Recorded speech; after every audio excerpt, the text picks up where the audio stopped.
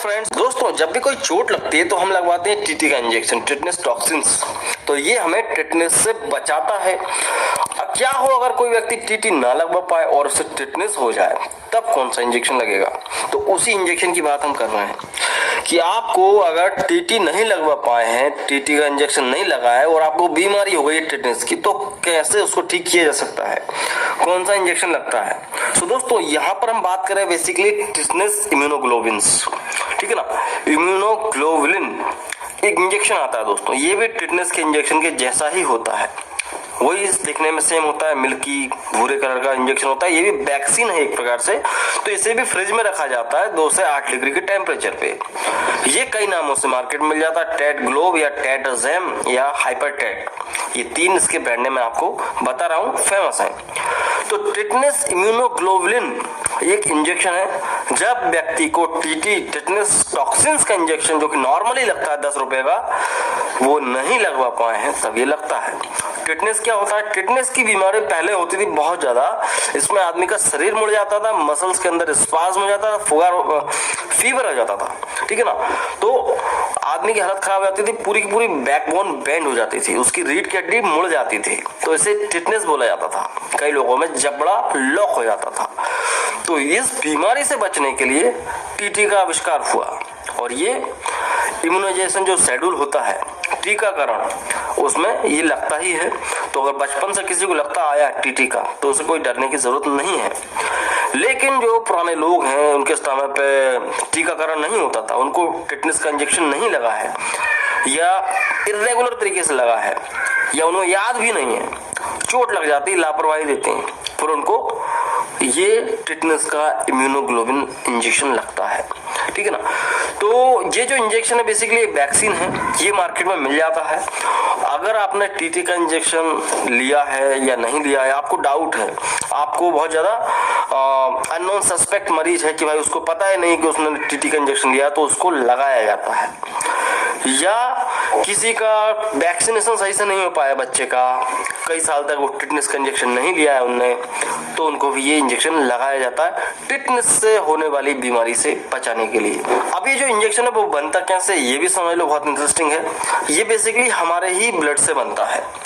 जो आदमी को टिटनेस का वैक्सीन लगा हुआ है प्रॉपर, उसने लिए हैं सारे डोज, तो उसी के ब्लड सीरम से इसको बनाया जाता है, ठीक है ना। तो ये कोई अलग से नहीं आता है, इंसान के द्वारा ही इसको बनाया जाता है। तो ये एक प्रकार का एंटीबॉडी की तरह वर्क करता है, ठीक है ना।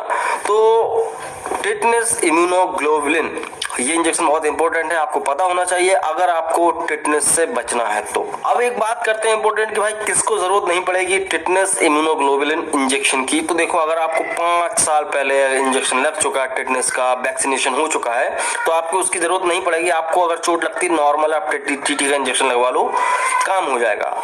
अगर आपको 10 साल पहले बूस्टर डोज लग चुका है, तब भी आपको इसकी जरूरत नहीं पड़ेगी।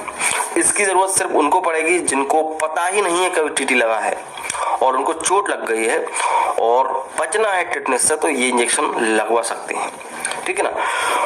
और होता क्या है दोस्तों, यहाँ पे कुछ सावधानियां रखना पड़ती हैं, जैसे कि इसको हमेशा ठंडे टेम्परेचर पे रखना पड़ता है, ये वैक्सीन है, ठीक है। टिटनेस का जो इंजेक्शन है टिटनेस इम्यूनोग्लोबुलिन, इसके कुछ साइड इफेक्ट्स देखे गए हैं, जैसे कि जिस जगह पे लगाओगे आप, तो वहां पे रेडनेस हो सकती है, वहां पे दर्द हो सकता है, ठीक है ना। कई बार पेशाब से संबंधित समस्या हो सकती है, आदमी को 4-5 दिन तक पेशाब ज्यादा लग सकता है, या आए ना, या एलर्जी हो सकती है उसको, ये नॉर्मल है, ठीक है ना। लगाने का तरीका क्या होगा, देखो, इसको हमेशा डेल्टोइड मसल, मतलब कि यहाँ लगाया जाता है, कूल्हे में नहीं लगाया जाता है, ठीक है ना। डेल्टोइड मसल्स में ही लगता है ये। और तो और दोस्तों, इंट्रामस्कुलर लगता है ये। अगर टिटनेस नहीं हुआ है पहले भी लगाया जा सकता है, और टिटनेस अगर हो गया है, बीमारी अगर हो गई है, तो उससे बचने के लिए इसको बाद में भी लगा सकते हैं, लेकिन बाद में इंट्राथीकल लगता है, रीढ़ की हड्डी में ही लगता है, ठीक है। और इसकी डोज समझ लेते हैं क्या रहेगी, ये 250, 500 और 1000 इंटरनेशनल यूनिट्स में अवेलेबल होता है। इंटरनेशनल यूनिट क्या होता है आप नहीं जानते, तो मेरा वीडियो है, उसमें मैंने बहुत डिटेल में बताया कि भाई ये दवाइयां ऐसी क्यों होती हैं कि आईयू में आती हैं, एमजी और एमएल में क्यों नहीं आती हैं। सो खैर, इसकी 3 स्ट्रेंथ होती है, 250, 500, 1000।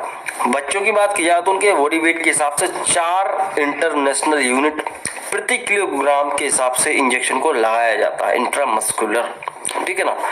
और एडल्ट्स की बात की जाए तो उनको 500 से लेके 6000 इंटरनेशनल यूनिट तक दिया जा सकता है जरूरत पड़ने पर।